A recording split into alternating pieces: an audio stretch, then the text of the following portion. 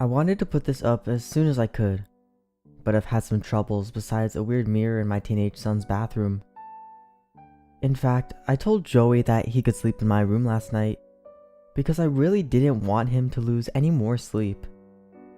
A few of you had some suggestions about finding a motel or staying somewhere else, but honestly, that isn't really an option right now.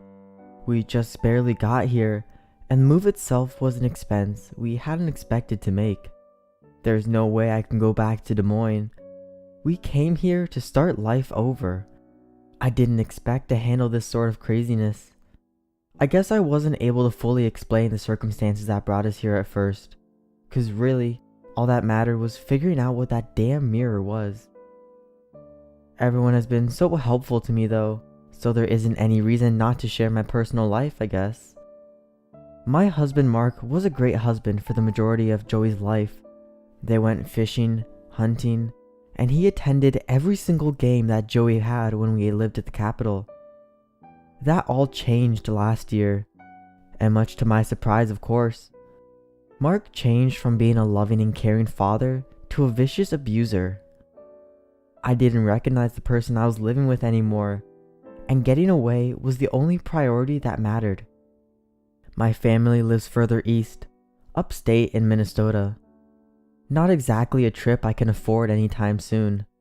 My dad offered to pay, but I don't want him to rub it in my face about Mark. So instead, I've spent the last few months planning what I thought was our escape plan. My sister Rhonda lives here in Carbondale and is the one that set me up with a job at the call center. Apartment hunting was the matter of cost rather than preference, so the duplex seemed like the right fit. We moved out without even telling Mark.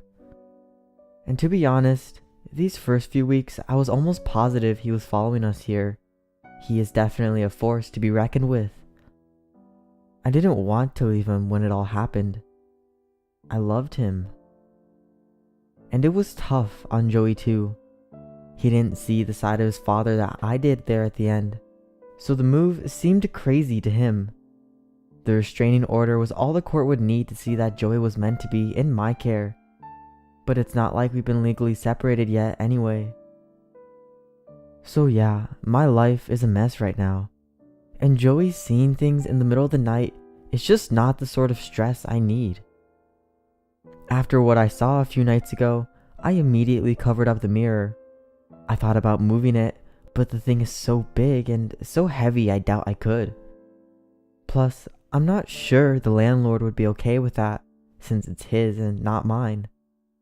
Instead, the arrangement of sleeping in my son's bedroom seemed best, especially since I was determined to prove that my son wasn't going crazy. I think something else is going on though. I honestly think Mark saw the post yesterday, cause I've gotten several calls from my old marriage counselor asking if everything is okay. Maybe it sounds crazy, but I think that my husband knows something about this mirror. How could that be? We just barely moved in, and it's not like we brought it with us. So if you're reading this, Mark, I'm not trying to take a break. I'm trying to start over, and you need to respect that. And if somehow you are behind what's happening, I swear to God. But I guess that isn't what all of you came for, is it? The mirror. Tell us about the mirror. Okay.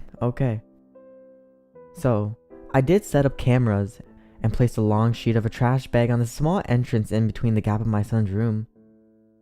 The vent for Joey's room is right there though, so when the AC kicks on, it made the trash bag flicker a little bit.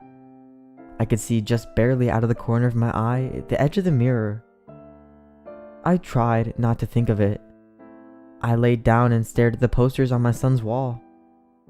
I really want to think that this isn't some sort of cursed spot, but I do think I saw a figure again. This one was larger though, not that thin frame that followed me everywhere I went. It almost looked like some sort of hulking football player getting ready to run the field.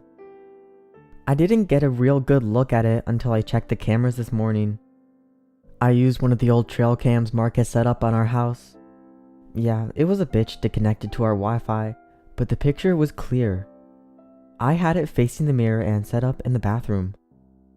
When the lights went out, the camera activated and recorded every single thing. It was eerie watching it, waiting for something to happen. I felt silly. Maybe this was all in my head. Then I saw something. It wasn't a large figure. In fact, I don't even know if it was human. One minute the bathroom was empty, and the next thing I knew, something was crawling up against the mirror. It wasn't on my side, of course, but I could see it clearly. It looked like it was covered in large matted hair and had beady white eyes.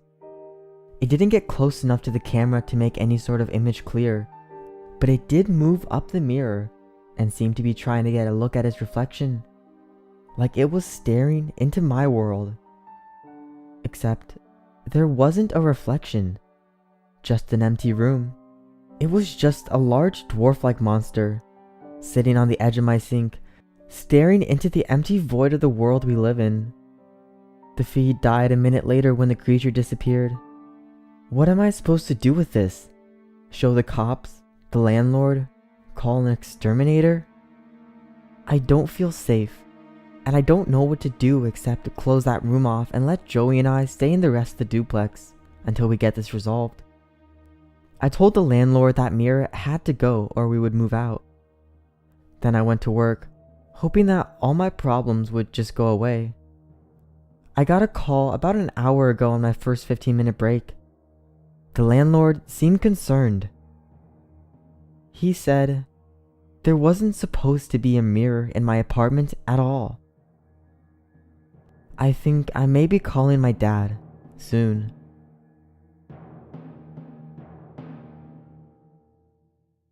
Hey guys, thanks so much for watching.